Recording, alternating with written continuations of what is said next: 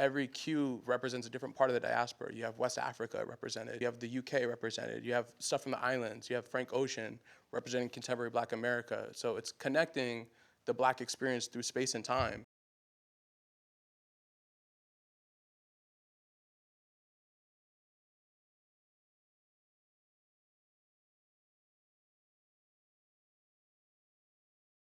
This is an incredible piece of American literature that has such a big legacy that's exciting to me and I see myself in. Like, I'm not trying to throw that out either. That's like a small thing on paper, but changed kind of how I thought about the film was putting Boy Willie in the opening, putting him there that night and using that to be like, okay, that's why he's so brash. Like, that's why he's like so singular in his wants and how he goes about getting it and can't hear any other. Because I was there, my dad died. He gave me this hat. I'm trying to fill it.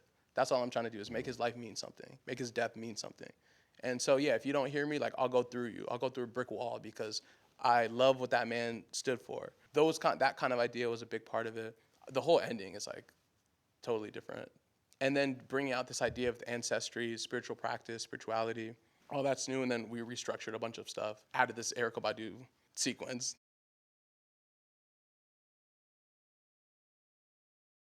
My dad, he talks about playing Malcolm X. He always said, I don't want to mimic Malcolm. He's like, I'm not trying to mimic how he walks or how he talks per se. Like, that's not the goal in my portrayal of him.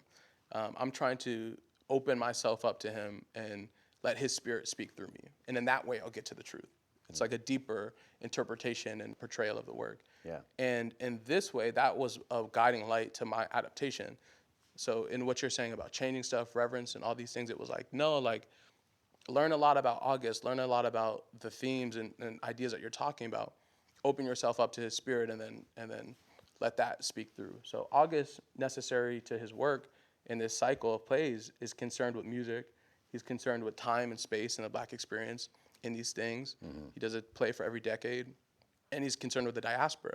He's concerned with the journey from Africa through the islands to America. So in our music choices, I wanted to honor that journey. Every cue represents a different part of the diaspora. You have West Africa represented. You have the UK represented. You have stuff from the islands. You have Frank Ocean representing contemporary Black America. So it's connecting the Black experience through space and time.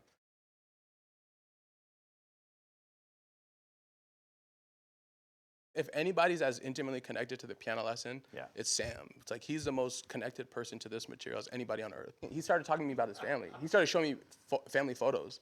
He was like, this is my great-grandmother. So she came from Tennessee. And you're just going back and forth. I'm like, because as Black Americans, we've been here for hundreds of years. You know, there's like centuries of stories here that we have. And I'm from LA. I'm born and raised in LA.